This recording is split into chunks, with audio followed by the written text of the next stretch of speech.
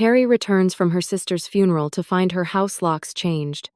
Her daughter Melanie's fiancé Brandon opens the door, smirking. "We're not leaving.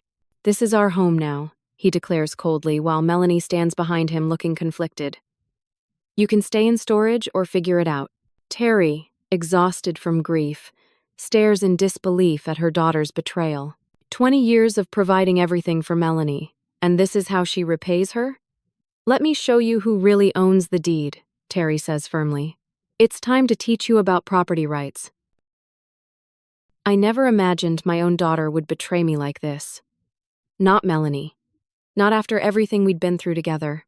My name is Terri, and at 68 years old, I thought I understood life's hardships pretty well. I've been a high school English teacher for 15 years, taking that job after my husband John passed away unexpectedly from a heart attack. The house Brandon and Melanie were now claiming as their own was the same modest 3-bedroom home in a quiet suburb of Columbus that John and I had purchased 35 years ago, when Melanie was still just a dream in our hearts. The hallway where I stood still held the pencil marks on the wall tracking Melanie's growth from ages 3 to 18. This house contained every Christmas, every birthday, every milestone of our family life. And now I was being told it wasn't mine anymore. "You can't just change the locks and claim my house," I said, my voice shaking despite my efforts to stay calm. "I need to come inside. We need to talk about this like rational adults." Brandon crossed his arms, blocking the doorway. He was a tall man with carefully styled dark hair and the kind of polished smile that had always struck me as practiced rather than genuine. "We can talk," he said, "but the situation isn't changing. Melanie and I live here now." After some reluctant negotiation, Brandon finally stepped aside to let me enter my own home. I immediately noticed things had been rearranged. The family photos that once lined the entryway had been replaced with modern art prints I'd never seen before. My collection of vintage teacups that had belonged to my grandmother was nowhere to be seen. "Where are my things?" I asked, trying to keep my voice level. "We've been organizing," Melanie finally spoke, her voice quiet, and her eyes not quite meeting mine. "The house needed updating." "Updating?" I was only gone for 3 weeks. I couldn't believe what I was hearing. Melanie had moved back home 6 months ago after losing her apartment. She'd claimed it would only be for a few weeks until she found a new place, but those weeks had stretched into months. I hadn't minded too much after living alone since John's death. Having my daughter around brought life back into the house. 2 months after moving in, Melanie had introduced Brandon. She'd met him through a friend, and he'd quickly gone from new boyfriend to practically living at my house. He claimed to be a successful real estate agent, always talking about big deals and important clients, though I'd never actually seen evidence of this work. From the beginning, something about Brandon made me uneasy. The way he spoke for Melanie, the way his hand would tighten on her arm when she said something he didn't like. But I'd kept my concerns to myself. Melanie was an adult, and I didn't want to risk pushing her away by criticizing her choice of partner. Then my sister Janet had died suddenly 3 weeks ago. She'd lived in Arizona for the past 20 years, and we'd grown apart over time. But she was still my only sister, and her death hit me hard. I'd flown out to handle the funeral arrangements and take care of her affairs. Throughout my time away, Melanie's communication had grown increasingly strange. Our daily calls had dwindled to brief texts. When I'd ask about the house or when she'd pick me up from the airport, she'd been evasive, saying they were figuring things out and would talk when you get back. Now I understood what that meant. "Let me show you what we've done with the place," Brandon said, his tone falsely cheerful as he guided me through my own home. The living room furniture had been rearranged, with my comfortable old sofa replaced by a sleek leather sectional I'd never seen before. The kitchen had been partially remodeled, with my carefully collected cookware nowhere to be seen. Then came the biggest shock. Brandon opened the door to my bedroom, the master bedroom where I'd slept for 35 years, and I barely recognized it. The walls had been painted a dark gray. My antique 4-poster bed was gone, replaced by a modern platform bed with Melanie and Brandon's things scattered around. "Where are my belongings?" I asked, my voice barely above a whisper. "They're safe," Brandon assured me with that same practiced smile. "We've packed everything carefully." He led me to the garage, where dozens of cardboard boxes were stacked from floor to ceiling. Each was labeled with a single word: storage. My entire life, packed away in boxes like unwanted clutter. I spotted the corner of a frame, sticking out from one box the photo of John and me on our wedding day. That's when something inside me broke. The grief of losing my sister, the exhaustion of the long flight home, and now this betrayal by my own daughter, it all crashed down on me at once. I sank to my knees beside the boxes, one hand reaching out to touch the wedding photo. "Mom?" Melanie's voice came from behind me, sounding uncertain for the first time. I turned to look at my only child, trying to understand how we had arrived at this moment. "How could you do this to me? This is my home." Brandon stepped forward, placing a possessive hand on Melanie's shoulder. "We need this house more than you do. You're just one person. We're building a future together." I looked up at him, this man who had known my daughter for barely 4 months, who had somehow convinced her to betray her own mother. In that moment, I knew this wasn't over. Not by a long shot. "Get me a hotel for tonight," I said, my voice steadier than I expected. "Tomorrow, we're going to have a very different conversation about property rights and whose name is actually on the deed to this house." As I walked out with just my suitcase from the airport and the clothes on my back, I caught a glimpse of uncertainty on Melanie's face. Whatever Brandon had told her, whatever he'd convinced her of, there was still a flicker of doubt there. And that flicker was all I needed to know. I could fight back. The next morning, I returned to the house early, determined to speak with Melanie alone. I'd spent a restless night at a nearby hotel, my mind racing between disbelief, anger, and heartbreak. How had my relationship with my daughter deteriorated to this point without me noticing? I parked down the street and waited until I saw Brandon's silver BMW pull out of the driveway.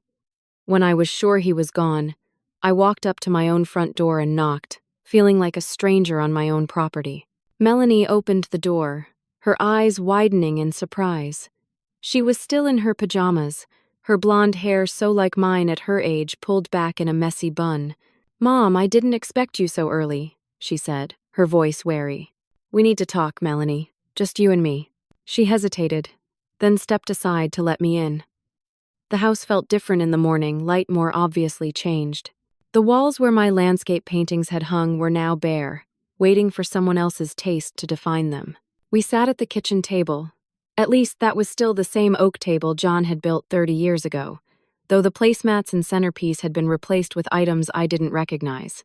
"What's really going on here, Melanie?" I asked, trying to keep my tone gentle rather than accusatory.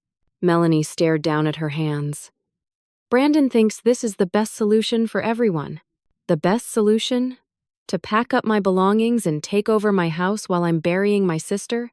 You don't need all this space, Mom," she said, repeating what was clearly Brandon's argument. "We need to establish ourselves. Property in this neighborhood is so expensive now. And Brandon says with the market the way it is, Brandon is not the one who decides what happens to my house," I interrupted. "This home belongs to me. Your father and I paid off this mortgage years ago." Melanie looked uncomfortable. Brandon researched the laws. "He says that since we've been living here, we have residence rights. And that after a certain period, we can claim what? Ownership of property that isn't yours?" I couldn't believe what I was hearing. "He says it's complicated legally," Melanie continued, still not meeting my eyes. "He thinks it's better if we just all agree on this arrangement now, rather than going through courts and lawyers." "Is that a threat?" I asked, feeling a chill. "Is your fiancé threatening legal action against your own mother?" Before Melanie could answer, we heard the front door open. Brandon strode into the kitchen, his face darkening when he saw me. "Terri," he said, his tone crisp and formal.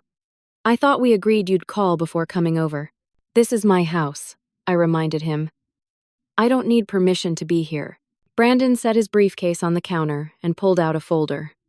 I thought this might happen, so I brought some paperwork home. He extracted several official-looking documents and slid them across the table to me. "What are these?" I asked, not touching the papers. Legal documentation of our resident status, Brandon said smoothly. As tenant residents who have established this as our primary dwelling, we have certain rights under Ohio law. You can't simply evict us without proper procedure, which would take months and require court appearances that I'm sure none of us want. I finally picked up the papers, skimming through what appeared to be printouts of legal statutes, along with some kind of agreement that had clearly been drafted by Brandon himself. This says I'm agreeing to transfer ownership, I said, pushing the papers back. That's not happening. Brandon's smile tightened. Melanie and I are prepared to be reasonable. We understand you need somewhere to live. The guest bedroom is available for you. Or we can help with a deposit on a nice senior apartment. Senior apartment? I repeated, the condescension stinging. I'm 68, not incapacitated. And I don't need your help finding somewhere to live because I already have a home. This one. The conversation devolved quickly from there. Brandon's facade of reasonableness slipped, revealing the intimidation tactics beneath. You'll regret making this difficult, he said finally. We can do this the easy way or the hard way. But either way, Melanie and I are staying. When it became clear I wasn't going to get anywhere, I left, driving straight to the local police station. Surely this was illegal. Surely someone could help me. But the officer I spoke with, a sympathetic woman named Officer Reynolds, explained that because Brandon and Melanie had been living in the house with my permission, and because there was no immediate threat of violence, this fell into the category of civil disputes. You'll need to go through the courts, she explained gently. I suggest consulting with an attorney who specializes in property law or elder issues. Elder issues. The phrase stung. Was that how people saw me now? With nowhere else to turn, I drove to my friend Susan's house. Susan and I had taught at the same high school for over a decade before she retired last year. When I explained what had happened, her outrage matched my own. You'll stay here as long as you need to, she insisted, showing me to her guest room. And we'll figure this out together. That evening, as Susan and I sat on her porch with cups of tea, trying to make sense of my situation, her daughter Caitlin stopped by. Caitlin worked at Columbus First Bank, the same bank where my mortgage had been held before we paid it off, and where I still kept my accounts. Terri, this might be nothing, Caitlin said, looking troubled. But someone's been asking questions about your accounts and mortgage information. What? I sat up straighter. Who? A man claiming to be your financial advisor. When we wouldn't give him information, he came back with your daughter, claiming she had power of attorney. Of course, we didn't release anything without proper documentation, but he was quite persistent. I felt sick to my stomach. This wasn't just about claiming residence in my home. Brandon was trying to access my finances as well. Do you think he's after your money? Susan asked after Caitlin left. I shook my head slowly. I don't have that much in savings. What I do have is a fully paid-off house in a neighborhood where property values have tripled since we bought it. The realization hit me like a physical blow. Brandon wasn't just an opportunist taking advantage of a living situation. This was calculated. He'd been planning this, perhaps from the moment Melanie had introduced him to me in my comfortable mortgage-free home. That night, as I tried to sleep in Susan's guest room, surrounded by her crafting supplies instead of my own familiar belongings, I made a decision. I wouldn't be a victim. I wouldn't let this man take advantage of my daughter, or steal what John and I had worked our entire lives to build. Tomorrow, I would start fighting back. The following morning, I called in a personal day at school. After 30 years of perfect attendance, I figured I'd earned it. Susan helped me research attorneys specializing in elder law and property disputes. By 9 o'clock, I was sitting in the office of Grace Williams, an attorney with salt and pepper hair and the kind of no-nonsense demeanor that immediately put me at ease. So this man your daughter's fiancé of how long? Grace asked, reviewing the notes she'd taken. 4 months, I replied. They met in May, and now it's September. Grace raised an eyebrow. 4 months, and he's already moved in, changed your locks, and is claiming rights to your property. That's moving extraordinarily fast. I nodded, the knot in my stomach tightening. When she put it that way, The red flags seemed so obvious. Why hadn't I seen them sooner? Has your daughter always been susceptible to manipulation? Grace asked carefully. The question hurt, but I forced myself to consider it honestly.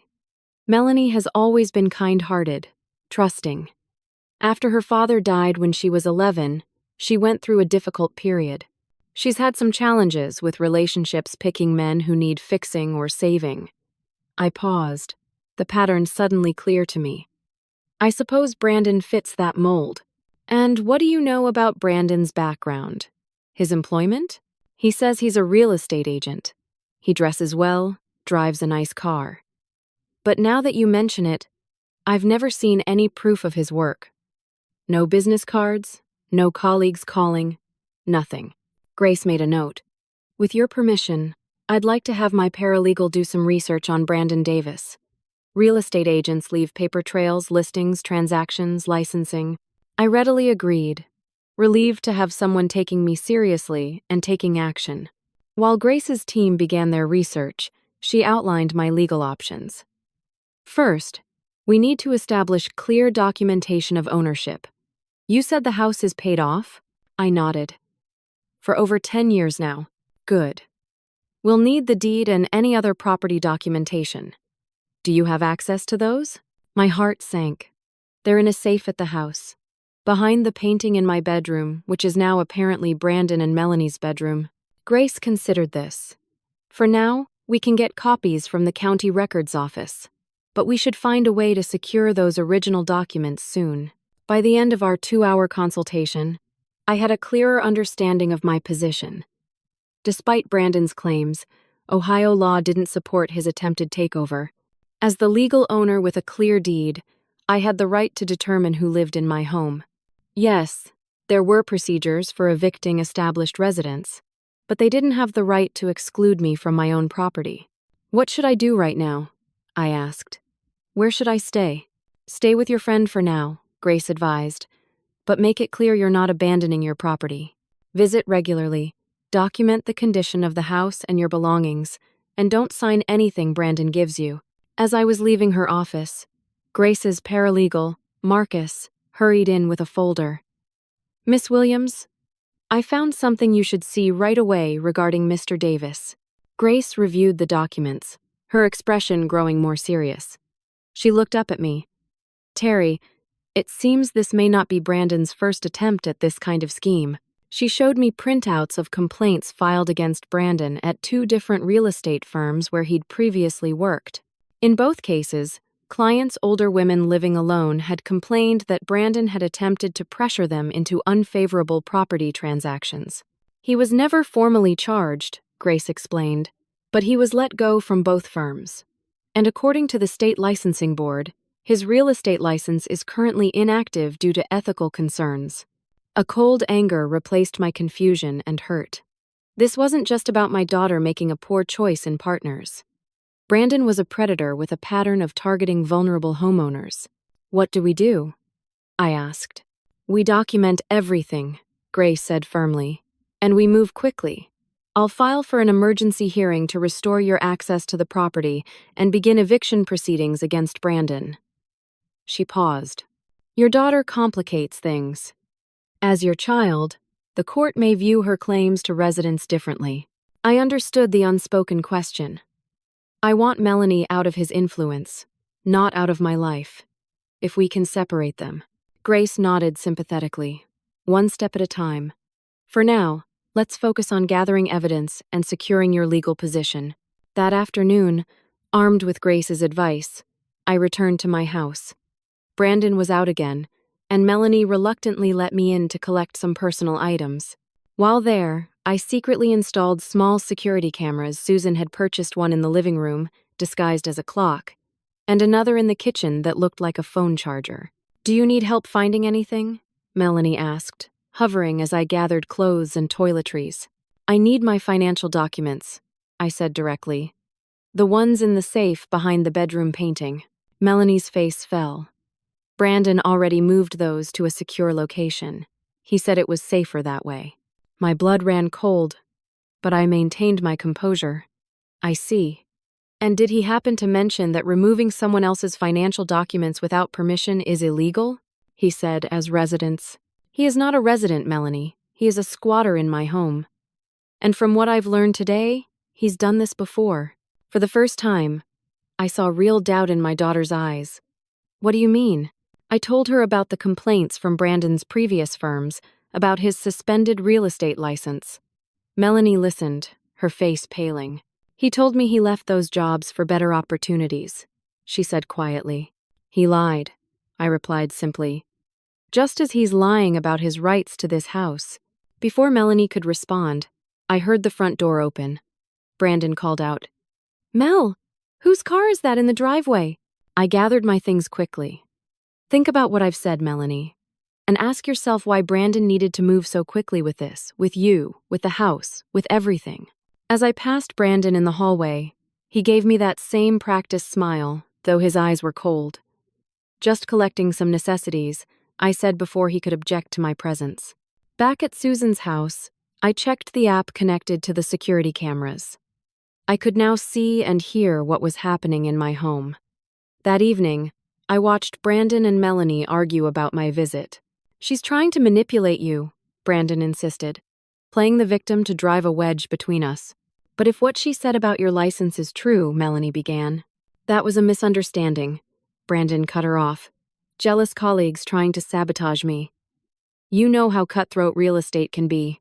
Their conversation drifted to other topics, and I was about to turn off the app when Melanie said something that stopped me cold.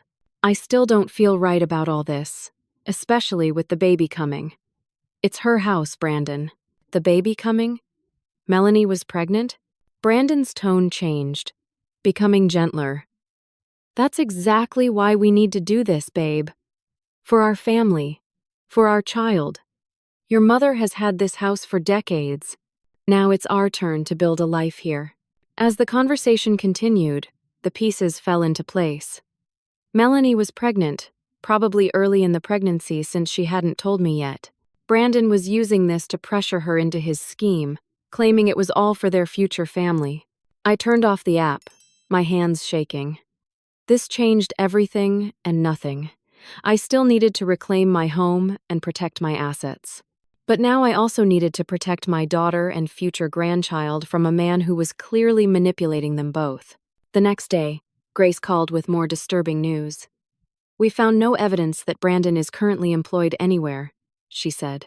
His LinkedIn profile claims he works for Prestige Realty Group, but when we called to verify, they said they've never heard of him. So he's been lying about having a job?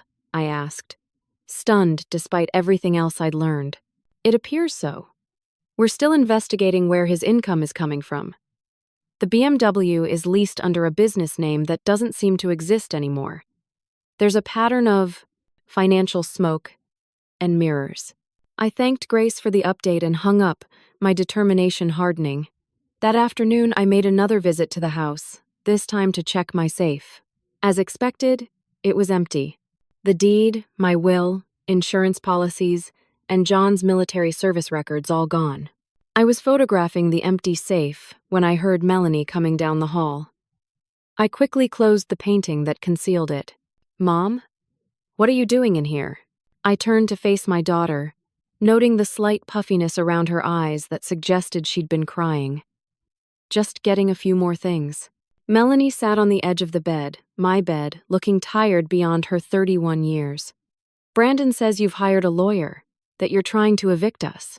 I've hired a lawyer to protect my legal rights, I corrected. And yes, that includes determining who lives in my house. Melanie placed a hand protectively over her still flat stomach. A gesture I recognized immediately from my own pregnancy decades ago. There's something I need to tell you. You're pregnant, I said gently. Her eyes widened. How did you know? I couldn't reveal the security cameras, so I simply said, a mother knows these things. How far along are you?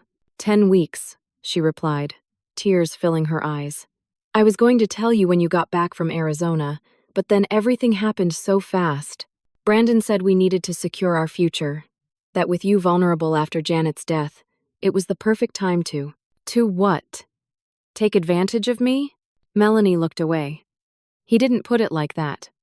He said we'd be doing you a favor, taking over the maintenance of this big house, giving you freedom to downsize. I sat beside her, taking her hand. Melanie, listen to me. I understand wanting security for your child. But this changing locks, taking my documents, trying to push me out of my own home, this isn't the way. And a man who would treat your mother this way isn't someone you can trust to treat you well in the long run. For a moment, I thought I was getting through to her.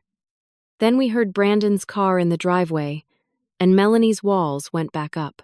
You should go, she said, pulling her hand away. Brandon doesn't like these surprise visits. As I gathered my things, I made one last attempt. Melanie, I'm not giving up on you or this house, and I'm certainly not giving up on my grandchild. Whatever Brandon has told you, we can work this out together without him. The flash of longing in her eyes told me my words had landed.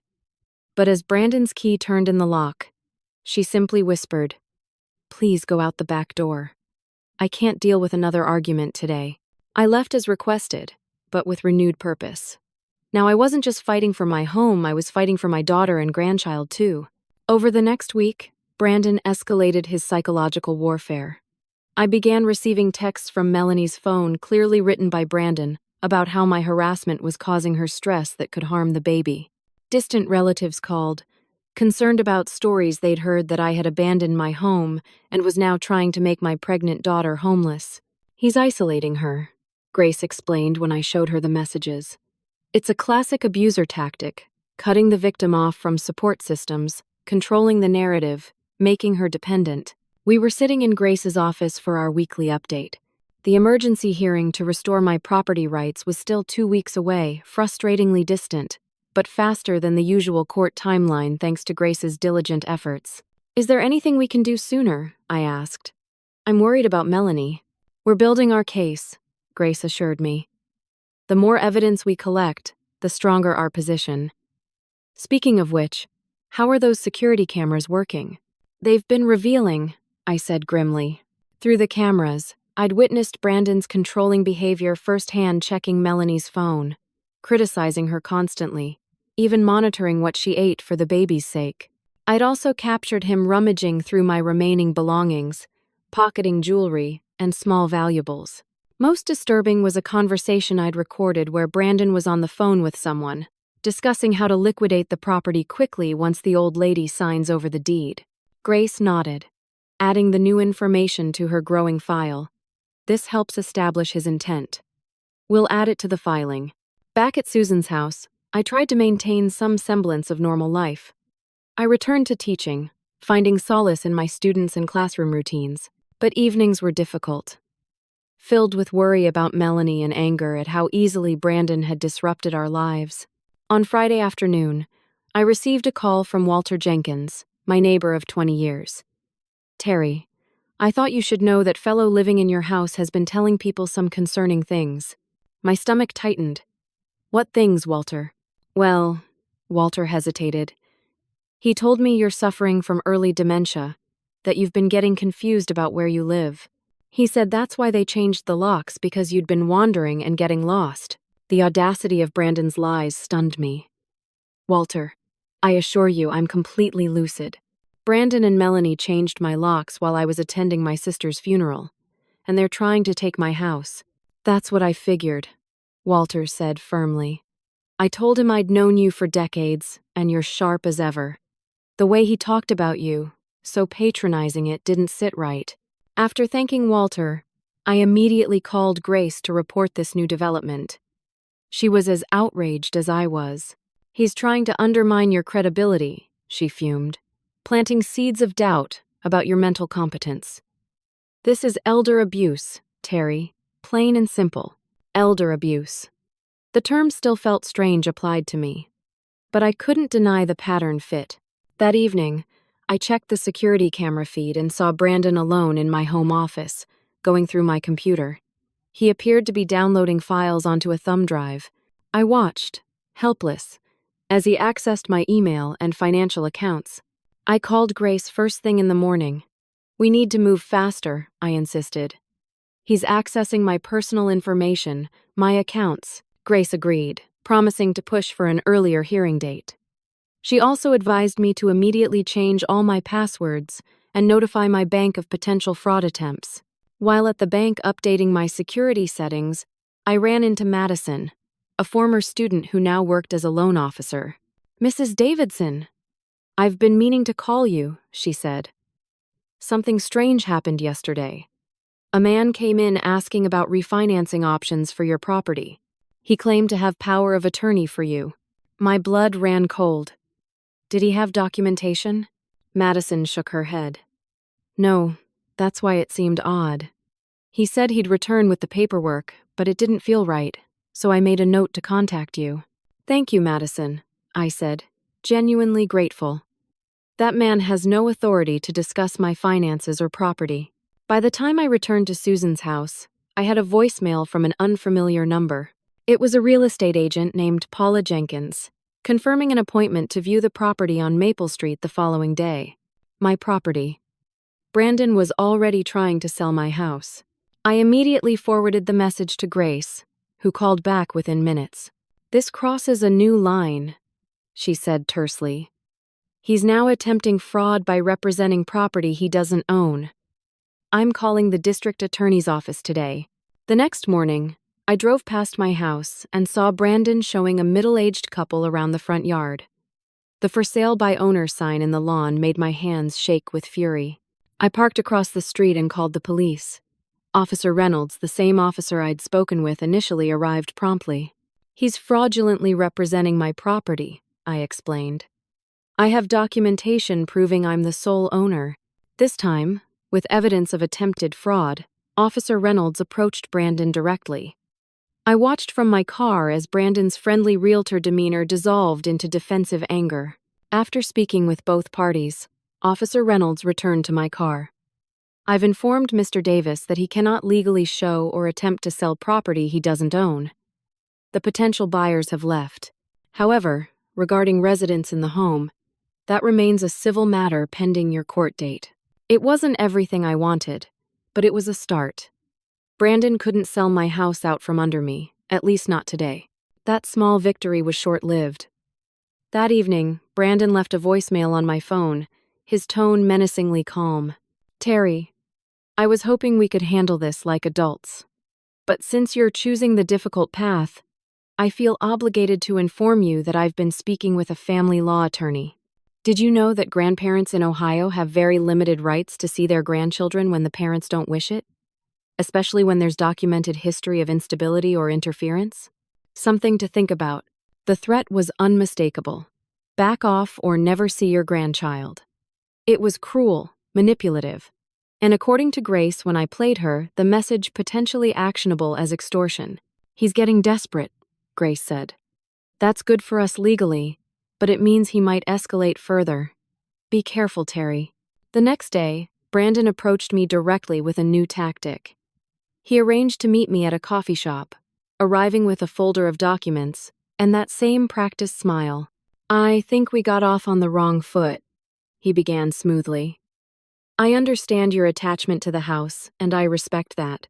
So I have a proposition." He slid a document across the table, a purchase offer for my house, at exactly half its market value. "This way, you get a significant cash payment, and Melanie and I get the security of homeownership for our growing family. Everyone wins." "And if I refuse?"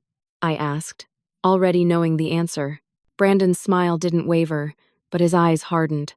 "Then we do this the hard way. Court cases drag on for months, even years. Custody battles are even longer and nastier. By the time it's resolved, you might not recognize your grandson." "It's a granddaughter," I said without thinking. Brandon looked momentarily confused, then recovered. "Melanie had her first ultrasound yesterday. We're having a son." In that moment, I realized two things. Brandon hadn't accompanied Melanie to her ultrasound, and he was lying about the baby's gender. The security cameras had captured Melanie's excited phone call to a friend after her appointment, where she'd repeatedly referred to her and she. Brandon was so confident in his control that he didn't even bother keeping his lies straight. And that was his weakness. I left the meeting without agreeing to anything, Brandon's purchase offer untouched on the table. As I drove back to Susan's house, a plan began forming in my mind. Brandon's overconfidence, his pattern of lies, his documented threats, these could be the key to not just reclaiming my house, but to helping Melanie see him for who he really was. The next day brought yet another shock. As I was checking the security camera feed, I saw an unfamiliar woman arguing with Brandon in my kitchen. The audio was unclear, but she appeared distressed, repeatedly pointing at her stomach in a gesture similar to Melanie's protective hand placement. I increased the volume and caught fragments. Promised we'd be together. Can't just disappear. What about our baby? My suspicions were confirmed when the woman shouted clearly, "You have another pregnant girlfriend in Columbus, don't you?" Brandon hustled her out quickly, before Melanie returned from her doctor's appointment. But the damage was done. Brandon wasn't just a con man targeting my house, he was running the same scheme with multiple women simultaneously. I immediately downloaded the video footage and sent it to Grace. Her response was immediate. "This changes everything." 3 days later, I found myself in the emergency room, hooked up to monitors and an IV drip. The stress, lack of sleep, and constant anxiety had finally caught up with me. After nearly fainting while teaching, my colleague Amanda had insisted on driving me to the hospital. "Exhaustion and elevated blood pressure," the doctor explained. "Your body is telling you to slow down, Mrs. Davidson." Being hospitalized was frustrating. There was so much to do, so many moving parts in my fight to reclaim my home, but it also crystallized my determination. This situation with Brandon wasn't just about property rights anymore. It was affecting my health, my relationship with my daughter, my entire life. As I lay in the hospital bed, trying to rest despite my racing thoughts, the door to my room opened quietly. To my surprise, Melanie slipped in, looking nervous. "How did you know I was here?" I asked. "Mrs. Rodriguez from your department called me," she explained, referring to Amanda. "Mom, I had no idea the stress was affecting you this badly." She looked tired, with dark circles under her eyes and a pallor to her skin that concerned me. Pregnancy was supposed to bring a glow, not this haunted look. "It's not your fault," I said, though we both knew that wasn't entirely true. Melanie sat in the chair beside my bed, twisting her engagement ring, a large diamond that probably cost more than Brandon could legitimately afford. "Brandon doesn't know I'm here," she confessed. "He wouldn't. He doesn't think it's good for the baby when I get upset about all this." "And does it upset you?" I asked gently. Melanie's eyes filled with tears. "Of course it does. You're my mother. This is your house. I never wanted things to happen this way." "Then why did you let them?" She struggled to find words. "Brandon said it was temporary, just until we could afford our own place. Then he said it made more sense to keep the house in the family, for the baby to grow up there. It all happened so fast. And now I don't know how to fix it." It was the opening I'd been waiting for. "Melanie, I need to ask you something important. Do you feel safe with Brandon?" Her hesitation spoke volumes. "He's never hit me," she said finally, which wasn't what I'd asked. "But," I prompted. "But sometimes he scares me," she admitted in a whisper. "The way he changes when he doesn't get his way. The way he checks my phone, tells me who I can talk to. He says it's because he cares. Because he's protecting our family." I reached for her hand. "That's not protection, sweetheart. That's control." Melanie started to respond, but her phone buzzed with a text. Her face paled. "It's Brandon. He's wondering where I am." I told him I was grocery shopping. "You don't have to go back," I said urgently. "We can figure this out together." She stood, already retreating emotionally. "I can't just leave. What about the baby? What about our future? What future is there with someone who lies to you, who tries to steal your mother's home?" Melanie paused at the door. "I need to think. I need time." After she left, I called Grace from my hospital room to update her on Melanie's visit. "This is promising," Grace said. "She's questioning his narrative. But be careful, the most dangerous time for victims of controlling relationships is when they're planning to leave. If Brandon senses Melanie pulling away." "I know," I said, my worry for my daughter intensifying. We need to move quickly. Grace had good news on that front. The judge has agreed to an expedited hearing next week, and I've been in touch with the district attorney's office about Brandon's pattern of behavior. They're interested in the financial fraud angle. The next day, I was released from the hospital with strict instructions to rest and avoid stress, an almost laughable directive given my circumstances. Susan picked me up, fussing over me like the sister I'd recently lost. You're staying with me until this is all resolved, she insisted. No arguments. Back at Susan's house, I checked my security camera feed to find my living room filled with strangers. Brandon appeared to be hosting some kind of open house, showing my property to potential buyers despite the police warning. I was about to call Officer Reynolds when the app alerted me to activity at the front door. A woman was standing there, ringing the bell repeatedly, the same woman who had confronted Brandon about being another pregnant girlfriend. Brandon hurried to the door, stepping outside to speak with her. Though they were now out of camera range, I could hear their raised voices. I told you not to come here, Brandon hissed. And I told you I need money for the doctor, the woman replied. You promised you'd take care of us. Keep your voice down. I'll meet you later. No more excuses, Brandon. Either you help me now, or I'll tell everyone about us, including your precious Melanie. There was a scuffling sound. Then the woman cried out. Had Brandon pushed her? I couldn't see, but I immediately called the police to report a disturbance at my address. 20 minutes later, my phone rang with a call from Melanie. Mom, she sobbed. Something's happening. The police are here, and there's a woman screaming at Brandon about a baby in street. Louis. And people who were looking at the house are leaving, and I don't understand what's going on. I'm coming over, I said immediately. Stay on the phone with me. By the time Susan drove me to my house, the police were taking statements from multiple people. Brandon was gesticulating wildly, his usual smooth demeanor completely unraveled. The woman who I now learned was named Ashley was sitting in a police cruiser, still visibly upset. Melanie ran to me as soon as I stepped out of Susan's car. Mom, everything's falling apart. Ashley says she's pregnant with Brandon's baby too, and that he has another girlfriend in street, Louis, who's also pregnant, and that he's done this before with other women and other houses. I held my daughter as she shook with sobs. Over her shoulder, I met Brandon's gaze. The mask had finally slipped completely, revealing the furious, desperate man beneath. Officer Reynolds approached us. Mrs. Davidson, we have a situation here. Multiple complaints of attempted real estate fraud, potential domestic disturbance, and now Miss Chen here is making accusations about a pattern of relationship fraud. I'm aware, I said calmly. My attorney has been documenting Mr. Davis's activities for weeks. I'd be happy to share what we've gathered with the department. Brandon tried to intervene. This is a private family matter. Terri is confused.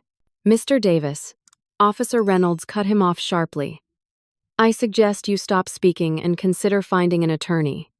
Based on what we're hearing from multiple witnesses, you may be facing serious charges. As Brandon was escorted to a police cruiser, not in handcuffs, but clearly no longer in control of the situation, Melanie turned to me with devastated eyes. How could I have been so stupid? She whispered. I held her closer. You weren't stupid. You were manipulated by someone who's practiced at manipulation. But it's over now. We'll figure this out together. Back inside my house, our house, Melanie and I sat at the kitchen table, beginning the difficult process of untangling the mess Brandon had created.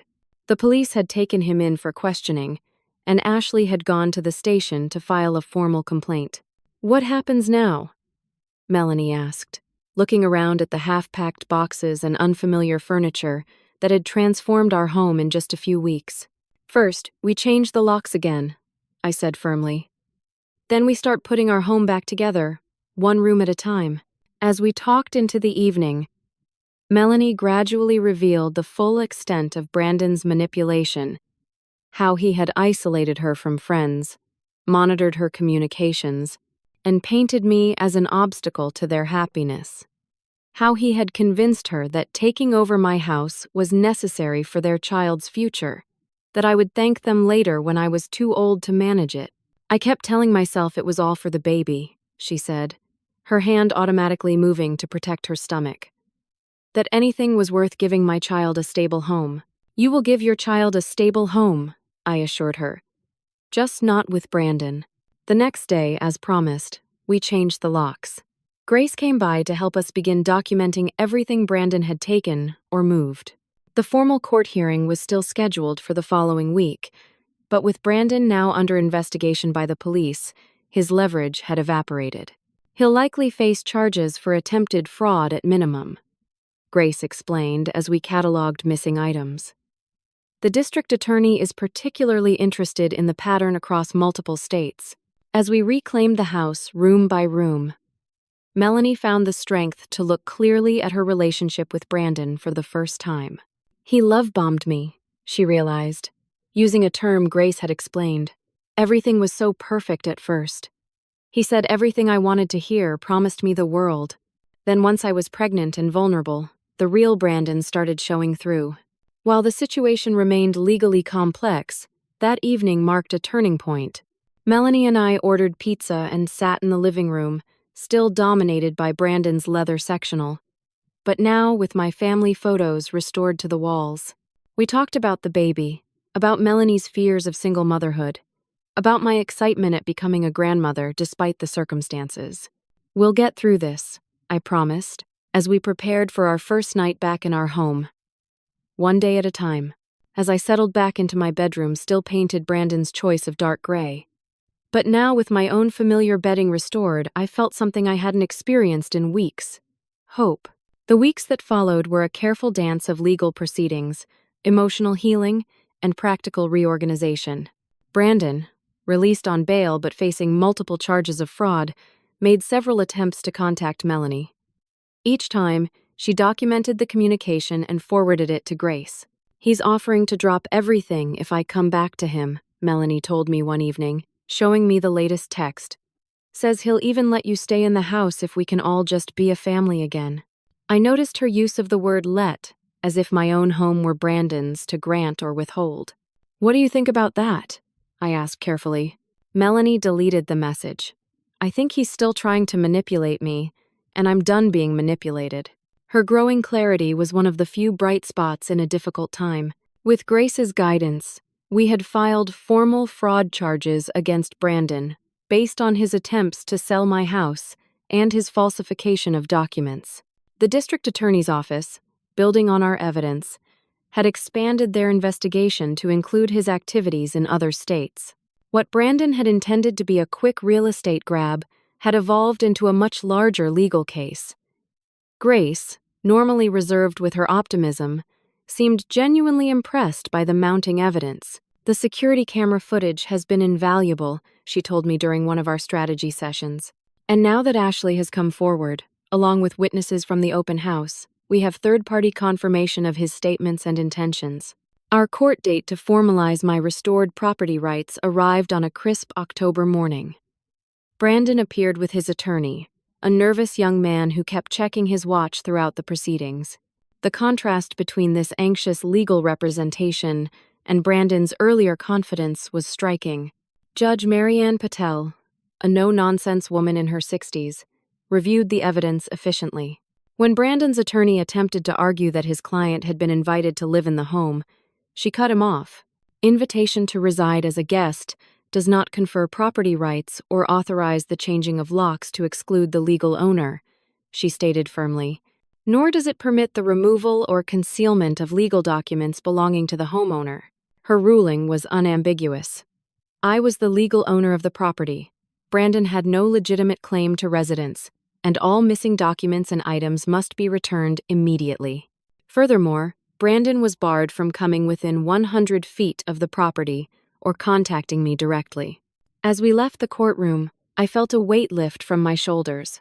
My home was officially mine again, protected by court order. Melanie, who had testified about Brandon's manipulation and coercion, seemed similarly relieved. I can't believe I almost let him take everything from you, she said as we drove home. You didn't, I reminded her. When it mattered, you chose truth.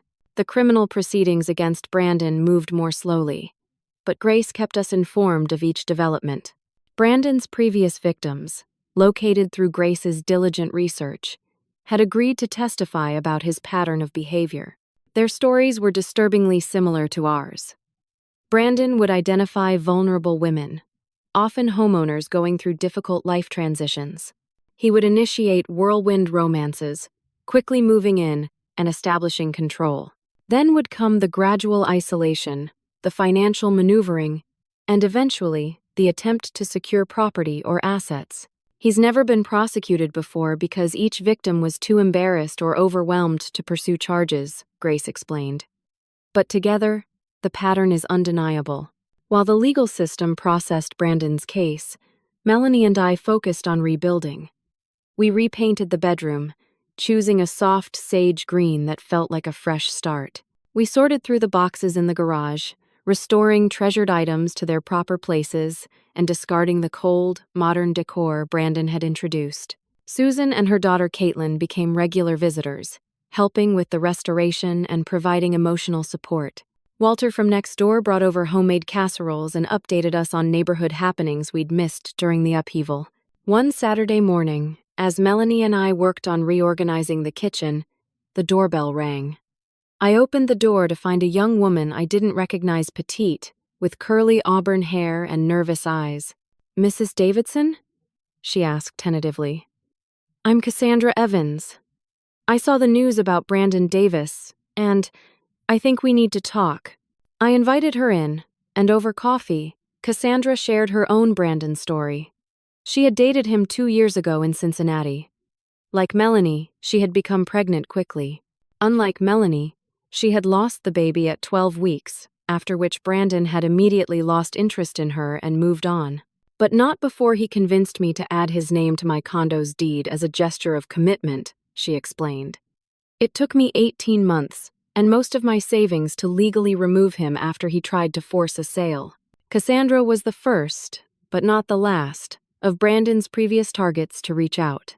Over the coming weeks, a network formed, women sharing stories, supporting each other through legal proceedings, and gathering evidence for the prosecutor's office. The district attorney, impressed by the mounting testimonials, appointed a special investigator to the case. "We're seeing elements of organized fraud here," the investigator explained during a meeting with several of Brandon's victims. "A deliberate, repeated pattern targeting specific types of property owners." Through this growing community of survivors, we learned that Brandon's real name was Brian Donovan, and that he had operated under at least 3 different identities in the past 5 years.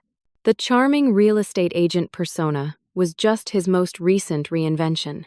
Melanie took the news of Brandon's extensive deception hard, but the support of other women who had been similarly manipulated helped her process her feelings of shame and betrayal. "I keep asking myself how I could have fallen for someone so obviously fake," she confided to me late one night, as we sat on the porch swing John had installed decades ago. "Because he's practiced at finding exactly what people want to hear," I reminded her. "That's how con artists work. They study their marks, identify vulnerabilities, and present themselves as the perfect solution." The real breakthrough came in late October, when the security footage from my home helped investigators connect Brandon to a larger property fraud scheme operating across the Midwest.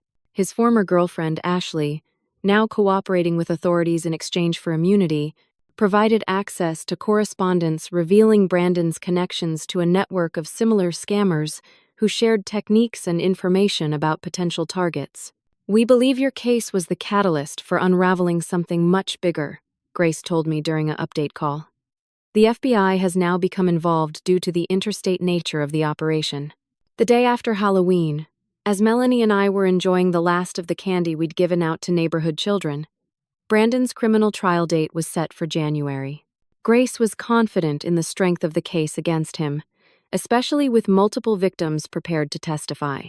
"He's facing serious time," she explained, "and restitution to his victims. Your security camera footage was the key that unlocked this whole case. Without it, it would have been much harder to prove intent."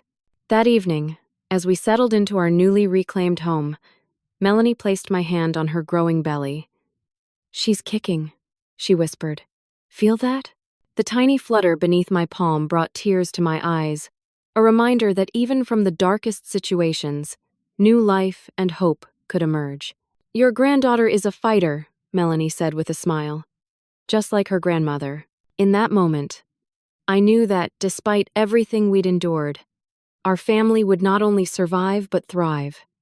Brandon had tried to take my home and isolate my daughter, but he had failed. Instead, he had inadvertently strengthened our bond and helped expose a criminal operation that had hurt countless others. As winter approached, the house that had almost been stolen from me once again became what it was always meant to be: a haven for family, filled with love, memories, and the promise of new beginnings. 6 months later, on a bright spring morning, I sat in the hospital waiting room while Melanie brought my granddaughter into the world. Susan waited beside me, clutching my hand as we listened for news. "Mrs. Davidson?" The young nurse appeared in the doorway, smiling. "Your daughter is asking for you. You have a healthy granddaughter." Walking into the hospital room, I found Melanie radiant despite her exhaustion, cradling a tiny bundle wrapped in a soft pink blanket. "Mom," she whispered, "meet Eleanor Janet Davidson." I carefully took the newborn, tears blurring my vision as I gazed down at her perfect face. Eleanor after my mother, Janet after my sister whose funeral had indirectly led to this moment. "She's beautiful," I murmured, gently stroking the wisp of blonde hair so like Melanie's, so like mine once upon a time. "We did it, Mom," Melanie said softly. "We made it through." The journey to this moment had been long and complicated. Brandon, or Brian Donovan, as the court records now identified him, had pleaded guilty to multiple fraud charges after prosecutors revealed the extent of evidence against him. He was currently serving a 5-year sentence, with additional charges pending in 2 other states. The network of property scammers he had been connected with had largely been dismantled, thanks in part to the evidence gathered from my case.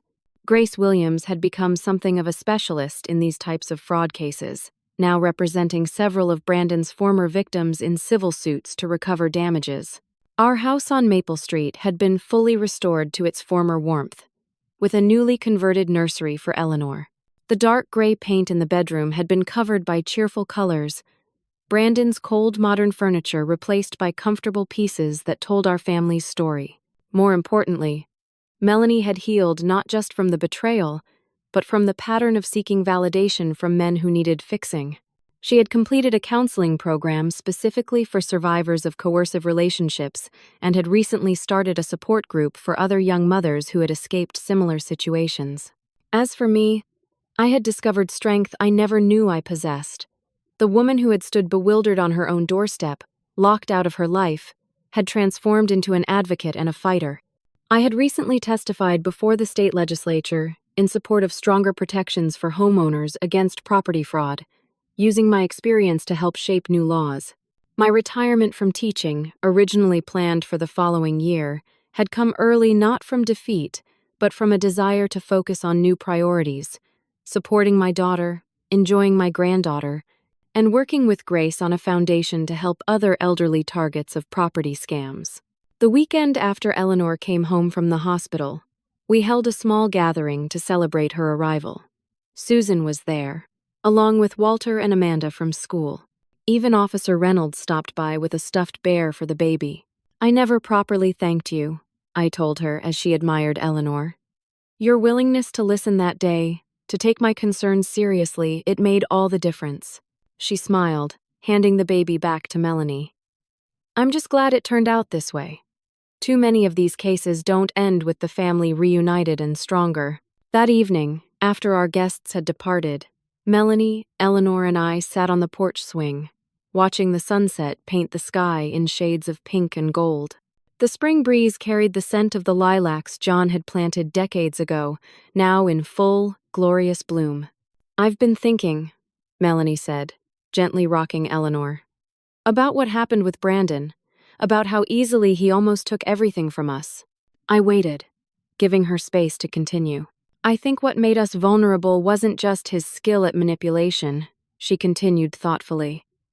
"It was that we each had something the other wouldn't acknowledge. I needed independence but was afraid to pursue it properly. You needed support but wouldn't admit it. Her insight surprised me, but I recognized the truth in it. So we created gaps that someone like Brandon could exploit. Melanie nodded. But we're stronger now. We communicate better. We respect each other's boundaries.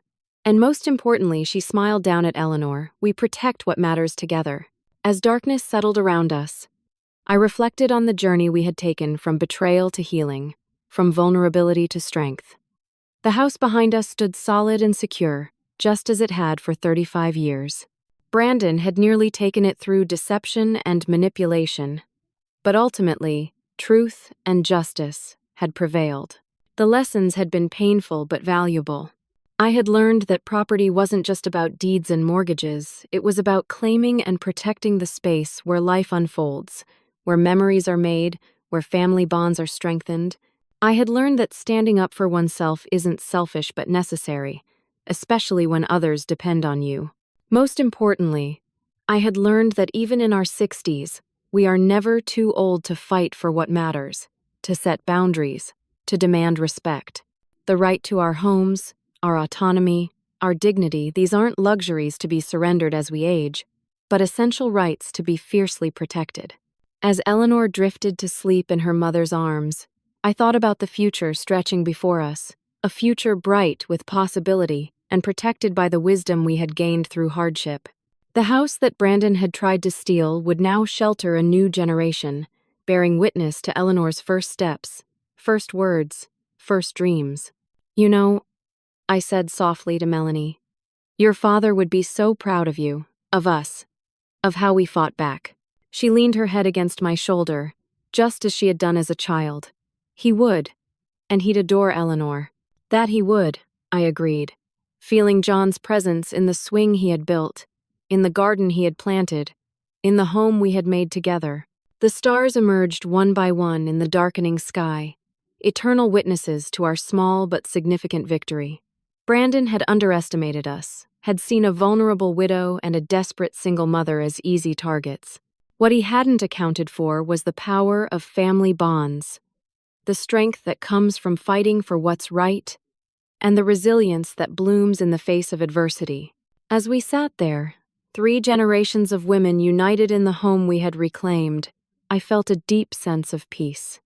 We had not just survived, we had triumphed. And in that triumph, we had found a greater understanding of ourselves, of what home truly means, and of the power of standing firm when the world tries to push you aside. Have you ever had to stand up for something that was rightfully yours when someone tried to take advantage of you? I've learned that sometimes the most important thing we can do is refuse to be victims, even when we're feeling vulnerable. If this story resonated with you, please leave a comment sharing your thoughts or experiences. Don't forget to like this video, subscribe to the channel for more real-life stories, and share with someone who might need encouragement to stand their ground. Thank you for listening to my journey, and remember, it's never too late to fight for what matters.